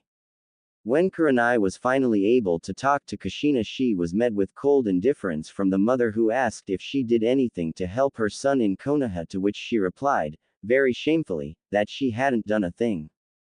Ever since then, Kushina wanted nothing to do with her, saying she felt ashamed for even training her as her student. Kurenai never let anything get the best of her, but Kushina was different. she was her sensei and Kurenai really idolized the woman for her bravery and kind heart.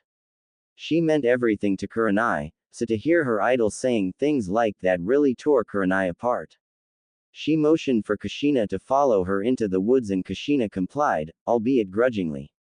When they were in a secluded area, Kushina started. "What do you want?" Kushina asked coldly. Kurenai struggled not to flinch at the cold look she was receiving. I heard that you were giving extra lesson and I came to ask for your help," Kurenai said carefully. "Why would I help you?" Kushina asked with slitted eyes. Kurenai's body shook a little bit but she steeled her resolve. She stepped to the side and Kushina finally noticed the second person that was with Kurenai.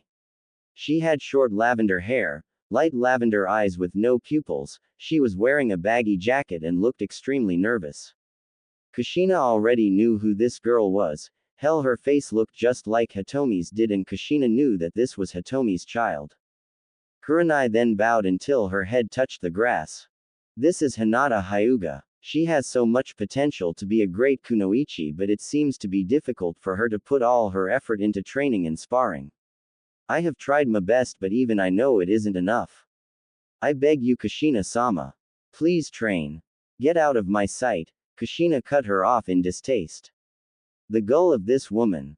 "Please Kushina-sama. I know you're angry at me but please help Hinata. Not for my sake but for hers. You are the best sensei that I have ever known, you're my idol and I know you can help her. Please, I'm begging you." Kurenai pleaded as tears fell down her face and onto the grass. She also wanted to beg for forgiveness but even she knew that now wasn't the right time for it, Hinata had to come first. Leave, Kushina said. Kurenai stood up and her head dropped in despair. "Come Hinata. Let's not anger Kushina-sama any further," Kurenai said sadly. She was about to lead Hinata out of the field when she was stopped. "Leave Hinata here," Kushina ordered. Kurenai's head whipped to Kushina in surprise. Kushina looked indifferent but Kurenai knew better. She gave a grateful nod and left the field. Kushina mentally sighed in relief. That was hard. She looked at Hinata, who was crying openly in front of her. This was very strange to her. She walked slowly to Hinata but was surprised when the girl screamed and backed away. "Please don't hurt me." Hinata sobbed as she covered her face with her arms. She saw the interaction between Kurenai and Naruto's mother and she truly feared for her life. Kushina's eyes softened when she heard that. She knew all about Hitomi's death and if Hinata was anything like her mother, kind, good-natured, then she had probably suffered at the hands of those cold and calculating Hyugas. Hinata didn't look like a kunoichi, just a frightened girl trying to shield herself from life and its harsh reality. Hinata was a nervous wreck, her body was shaking like a leaf and she was bawling her eyes out. Kushina couldn't take it anymore and quickly made her way to the little girl. Hinata was crying. She couldn't stop herself. She must have looked so pathetic and useless, her father was right all along. At first she started crying because she feared Kushina but now she was crying for many other things, her weaknesses, her failures, her uselessness, how if she died then nobody would miss her. Neji hated her, her father wanted nothing to do with her, and she was even too shy to talk to her little sister, she was just a waste of space. She stiffened when she felt arms envelop her in a tight embrace and when she looked she saw Kushina, kneeling, and smiling softly at her. "It's okay Hinata. Let it out. Let it all out," Kushina said softly and placed Hinata's head on her shoulder. It didn't take long before Hinata held on to Kushina, buried her face on shoulder, and bawled her eyes out while Kushina kept comforting her with soft and kind words. Hinata cried long and hard. Kushina could already feel the tear stains on her shoulder but she didn't let go. After some time Hinata's crying died down and now the two were only hugging each other. "Do you feel better?" Kushina asked softly and received a nod from Hinata. Kushina was going to help her in any way she could. "I'll do my best Hitomi. I promise," Kushina thought in determination. Thank you," Hinata whispered softly and embarrassingly with a blush on her face. "It's alright. I never planned on adding anyone to my training but it wouldn't hurt to teach you. Would you like that Hinata?" Kushina asked carefully. It took a long time, but Hinata did nod at her. At first Hinata was scared of the woman, but after what she did her view of Kushina changed. She was a really nice lady. They made their way to the training ground and saw Naruto looking at them with surprise. Hinata. Naruto shouted, then dashed to Hinata so she could give her a hug. Eep. Hinata said as she was enveloped again, but this time by her blonde friend. What are you doing here? Naruto asked confusedly. She will be joining us in our training, Kushina said, smiling warmly at Hinata. Really? Naruto asked hopefully. Why, yeah, Hinata said nervously.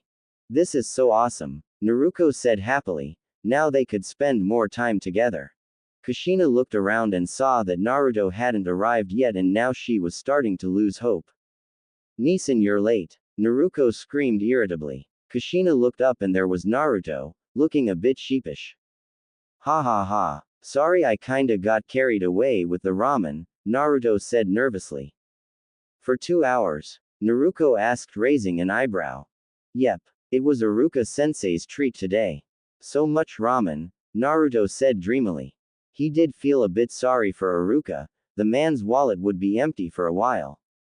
Sai ni-san. Naruto shook her head. What? It was free ramen, Naruto said. Quote. You came. Kushina never felt so happy. He came. He actually came. She was starting to feel like his dislike of her was so great that he wouldn't want to be anywhere near her, but here he was. This had to be a sign that there was a chance for them. Yeah, sorry for coming late, Kushina-sama, Naruto said awkwardly. He had every intention of not coming at all, but a talk with Iruka made him see things from a different view. Iruka told him that change would never happen if he didn't fight for it. He also told him that he shouldn't dwell heavily on the past because it could heavily affect his future. His mother was trying her best to help him in being a shinobi, and the least he could do was accept the training, from a sensei to a student and not a mother to her son. Well, you better not be next time, you hear me? When we train and go on missions, you must refer to me as sensei, understood? Kushina asked seriously, but the happiness was clearly visible.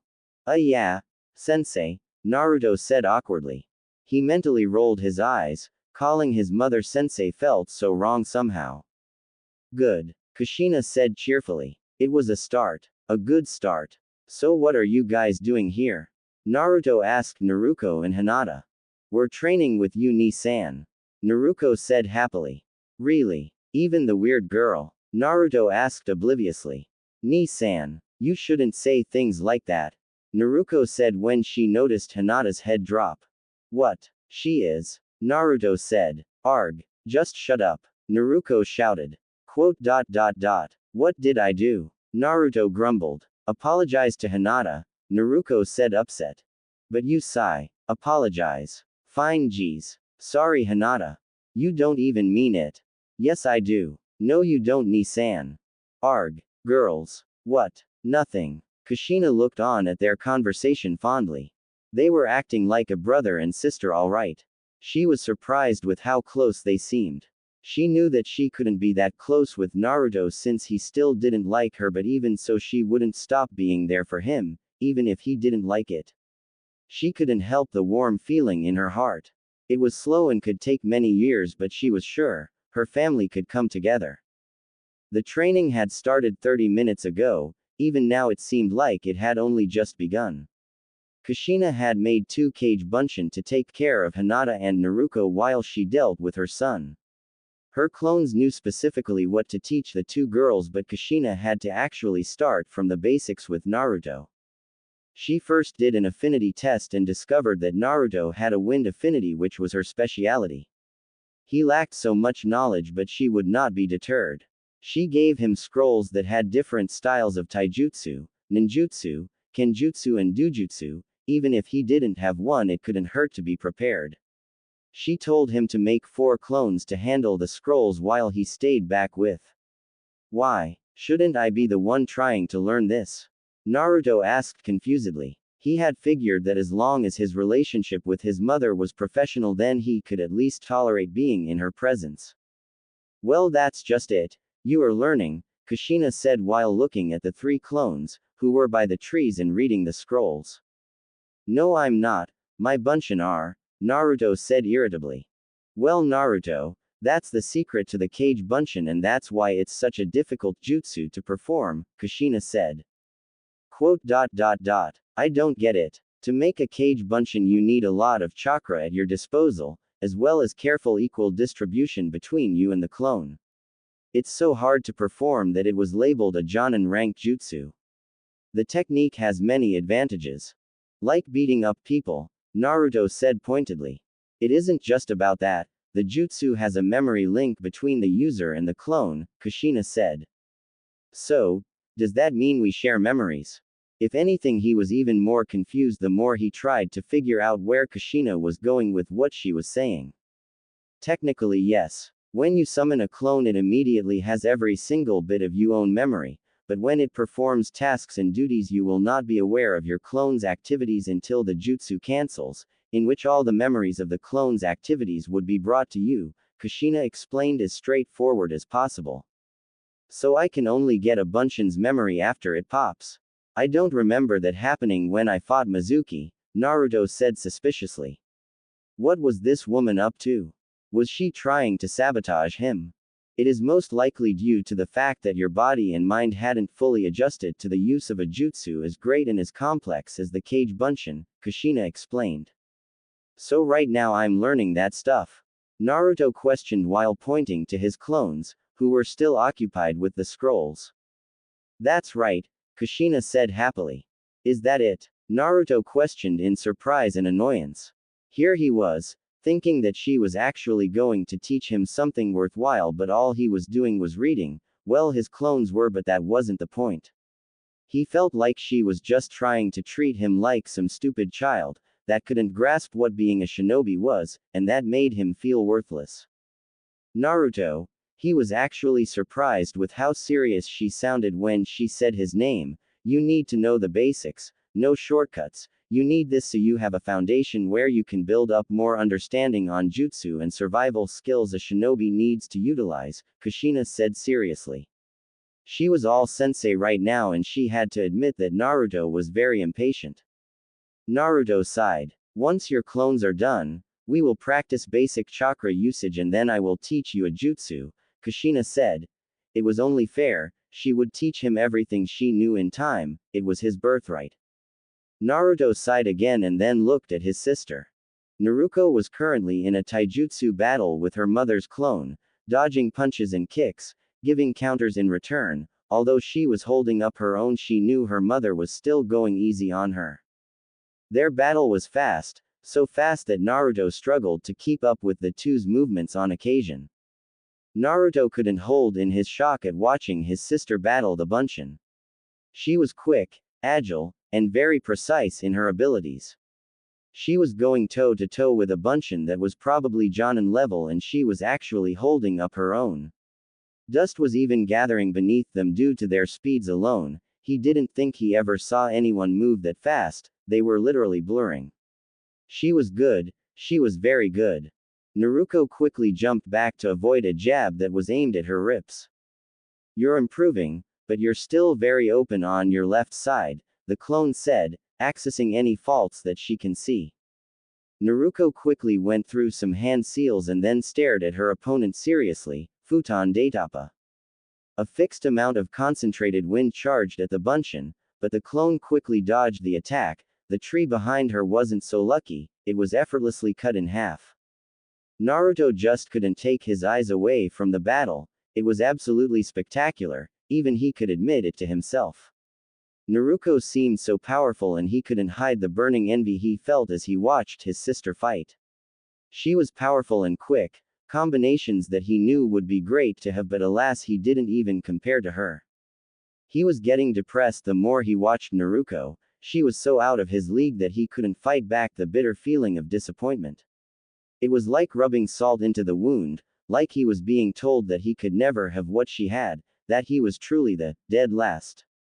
He looked down, he felt like absolute crap. He didn't even protest when a hand landed on his shoulder and gently squeezed it. He looked up and saw Kushina looking at him with guilt and sorrow. If you ever want to be a great shinobi, They both looked back at the sparring match and saw Naruto making a small ball of spiraling chakra in her left hand, using her right hand to keep the left hand steady. If you ever want to be at her level, Naruto prepared herself, follow my teachings to the letter and I promise you, Naruto charged at the clone, I swear that I will make you the greatest Hokage that had ever lived. Rasengan. There was a loud explosion and part of the ground was replaced by a small hole where Naruto aimed, but the clone had managed to move away in time. That is a promise of a lifetime, Naruto, Kushina finished. It was a promise she was going to keep. She looked at him and noticed that he still looked depressed. She hesitated for a second and then gently held his face with both her hands and made him look into her eyes. Naruto is a prodigy, and so are you, I just know it, Kushina said lovingly. Naruto had to force himself not to waver his gaze. It was difficult to maintain with the way Kushina was looking at him. He didn't even know how to reply to what she said. I know you'll be Hokage. I know you'll be the best. I will not stop teaching every single thing I know. I will not stop showing you how amazing you are. I have so much faith in you, but you have to put your faith in me as well. If you let me in, let me truly be your sensei, then I promise I will put my heart and soul into you training, Kushina said with conviction. She wanted to be there as his mother as well, but even she knew that would not earn favor from him yet, so she would make do with what she had. This time Naruto did look away and removed himself from her grasp, much to Kushina's silent chagrin. He didn't know how to feel about what Kushina said, but he knew not to miss an opportunity to be able to do the same things Naruto is capable of. He nodded his head. Excellent, Kushina said with a small smile. She could tell that he still didn't like her much, but she accepted it for what it was, for now. Naruto had finished her training and her mother's bunshin had popped, so she made her way to her brother first. She heard what her mother said to Naruto and she felt really guilty for showing off, she didn't mean to. Ni-san, I'm sorry, Naruto said softly, she almost sounded like a wounded puppy, like she was the victim. For what? You were just training, Naruto said as evenly as possible, but Naruto wasn't stupid, she knew jealousy when she spotted it, but she understood. You will be better than me, Ni-san. I'm sure of it, Naruto said reassuringly, then made her way to Hinata. That was some sparring match, you're improving, the clone that was teaching Hinata said. Thanks, so what are you guys doing? Naruto asked curiously. Well, I'm trying to improve her Kekkei Genkai. I cannot teach her anything that would interfere with her clan's Jukin.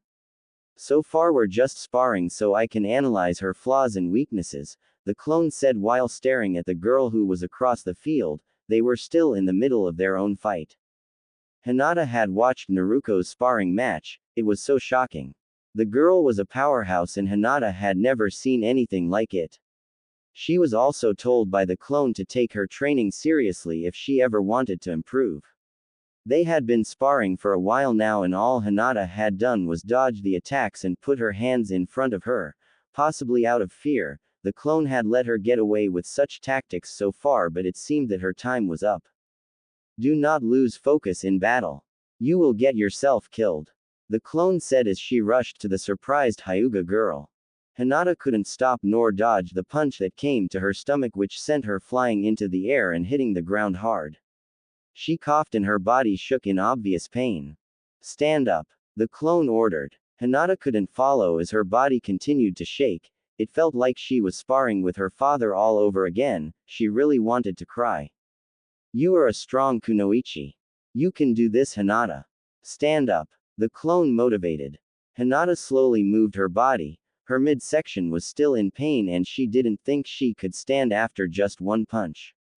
She really was hopeless. She quickly took a glance and was surprised to notice Naruto actually looking at her and she blushed.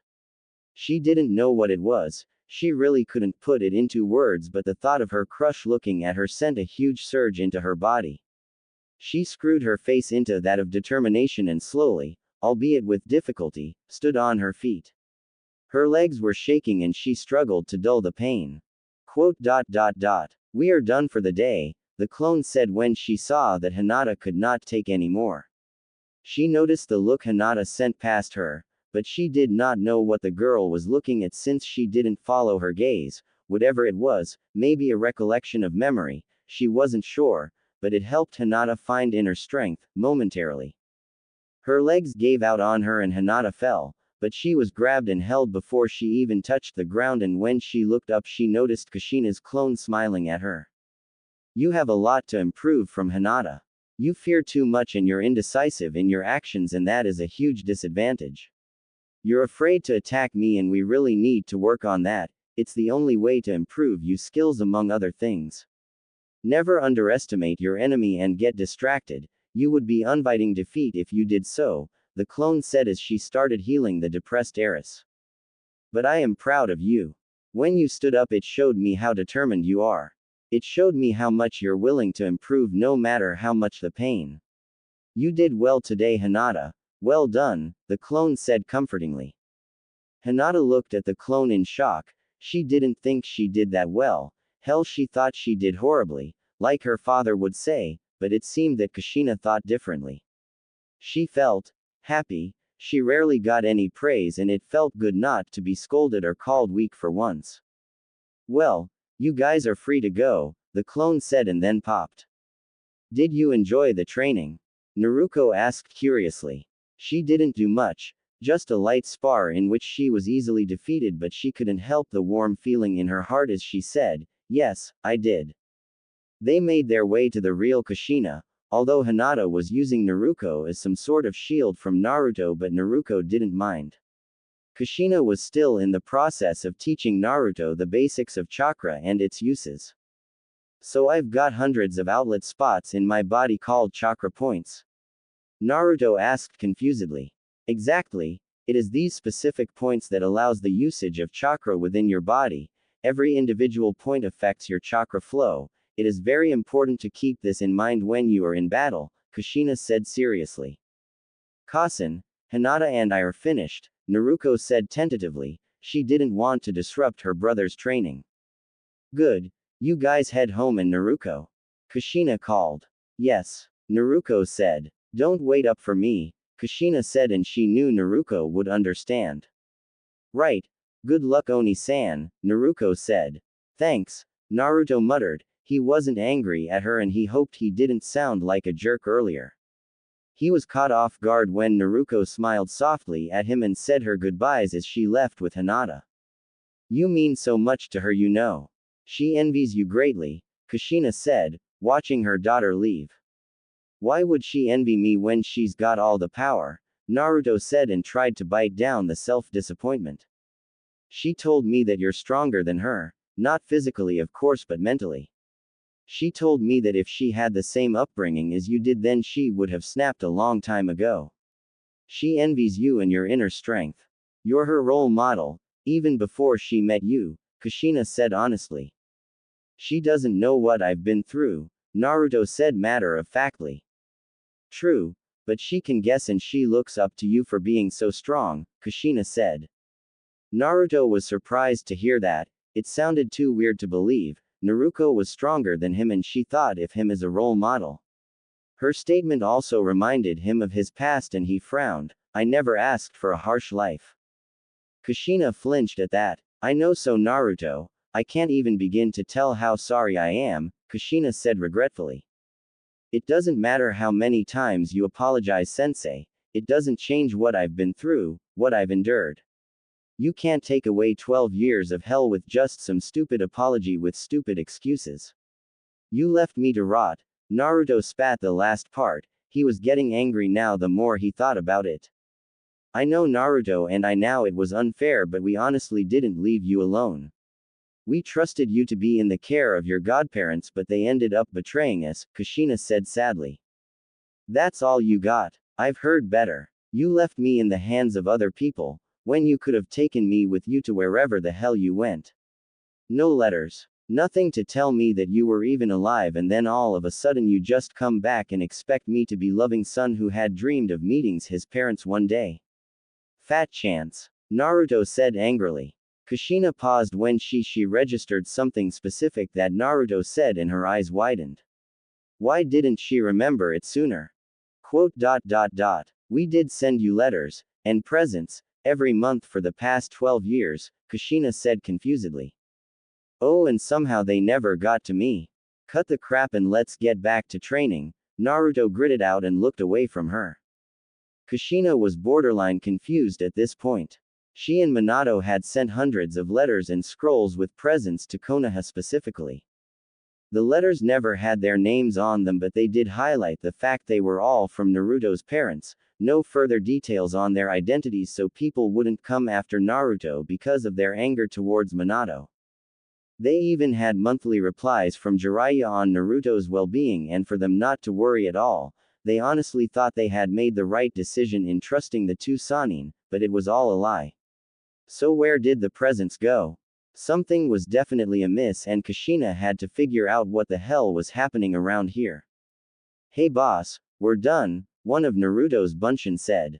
Boss? Naruto raised an eyebrow. Right, you may leave now, Kushina cut in, they needed to continue. The three clones simultaneously popped and Naruto was hit with so much information at once that he momentarily got dizzy and lost his balance, but he was caught gently. It's okay, Kushina cooed softly. She knew this would happen when the clones popped. He still wasn't used to the effects, so she continued to hold him steady until he got his wits back. Once he got his thoughts in process, he quickly moved away from Kushina's hold. So, have you learned anything? Kushina asked. Yeah, Naruto said while rubbing his head in discomfort. It was quite a rush. Good. Now before I teach you a jutsu, I need to first teach you tree and water walking. Are you ready? Kushina asked seriously. She would leave out the subject of the gifts and letters for now.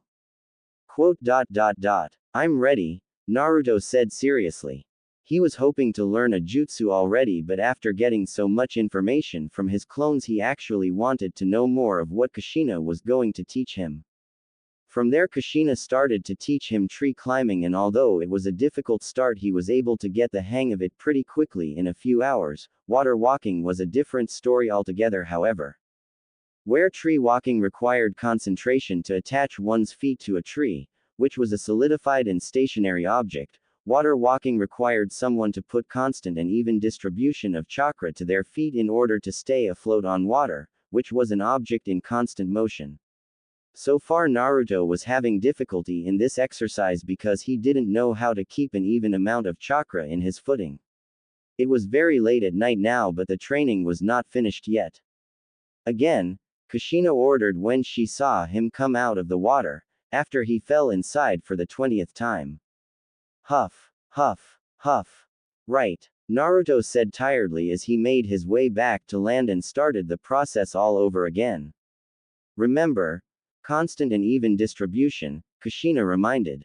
Naruto stood near the pond and focused as much as he could on his feet. They started to glow. He closed his eyes to focus.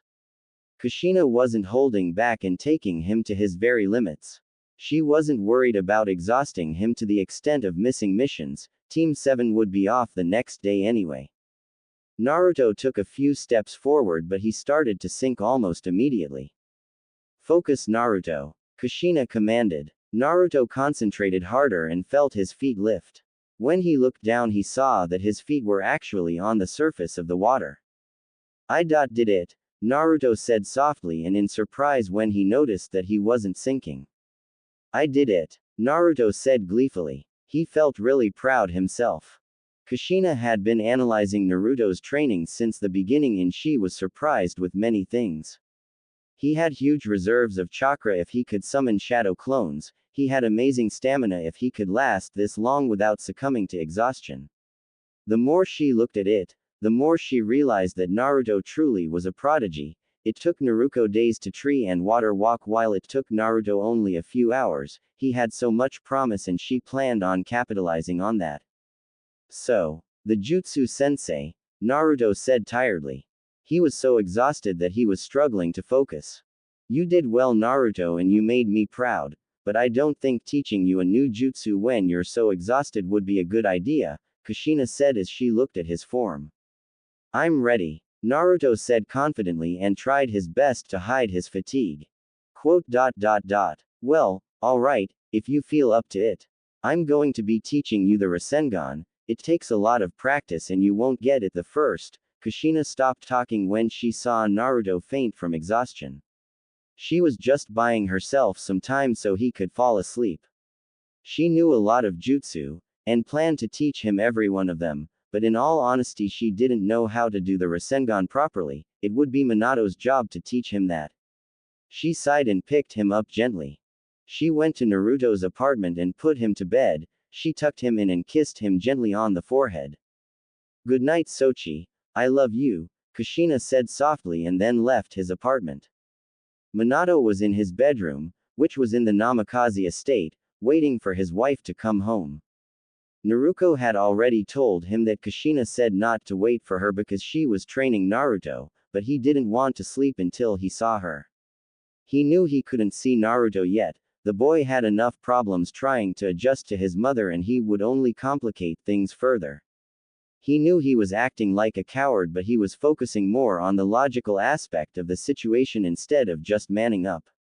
Were you waiting for me to come home, Minato-kun?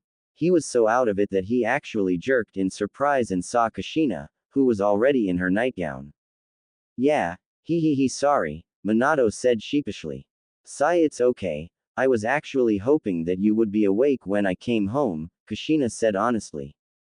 How did the day go? Minato asked. It went quite well and Naruto made a lot of progress. I'm going to start teaching him some jutsu, Kushina said. Already? Are sure that he's ready for such a step? Minato asked curiously. I'm positive. You should have seen him today, so strong and so determined. He may not like me, but you can never stop a mother from being so proud. Kami Minato, I love him so much that it hurts, knowing that I made so many mistakes and that he had to suffer for it. It's so painful to look at him and know that I can never hold him in my arms, knowing that he will never call me Ka-san. Kushina choked out as she sobbed. All those emotion coming to the surface and the mother couldn't hide them. Kushina-chan, we were both responsible, so don't be too hard on yourself. We will get through this, we'll get our son back. We will sort out this dreadful village for what they put him through. I may be Hokage, but after what they did to Naruto I refuse to put these people first. Only my family deserves such, especially Naruto, Minato said as he wiped away his wife's tears. When will you teach him the Rasengan? Kushina asked. When the time is right, Minato said careful. When will you go to him? Kushina asked with a frown.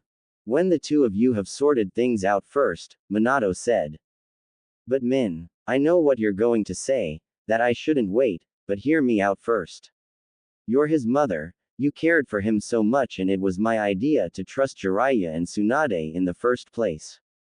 It was my decision to separate from him and that wasn't fair to you or the children. You deserve this, to make a connection with him, to be there for him, and I would only disrupt the bonding by being involved, Minato said sadly.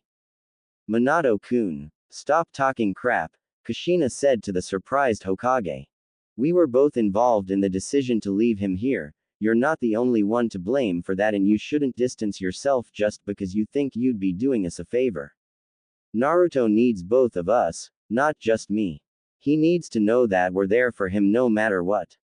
Even if he despises us, we need to show him that we love him to no end, Kushina said. Yeah, I guess so, but not yet. I still have a lot to sort out in this village, Minato said with irritation at the thought of Konoha. Okay. I discovered something important today, Kushina said. What? Minato asked. Naruto had never received anything from us, not even a letter, Kushina said. Quote. How is that possible? Jiraiya told us. Jiraiya was never here when we left, remember? All of his letters on Naruto's upbringing was a lie, Kushina said. Right. I forgot about that. No wonder Naruto's mad at us. After not getting any word from us until we came back here. That's just so horrible. We were so careless, Minato said looking down. Find him. Find both of them, Kushina said seriously. What? Minato asked confusedly. Find Jiraiya and Tsunade. I can't stand this anymore. Those two have a lot to answer for before I kill them, Kushina said with a scowl. Try not to kill them too quickly, Minato said. No promises, Kushina said.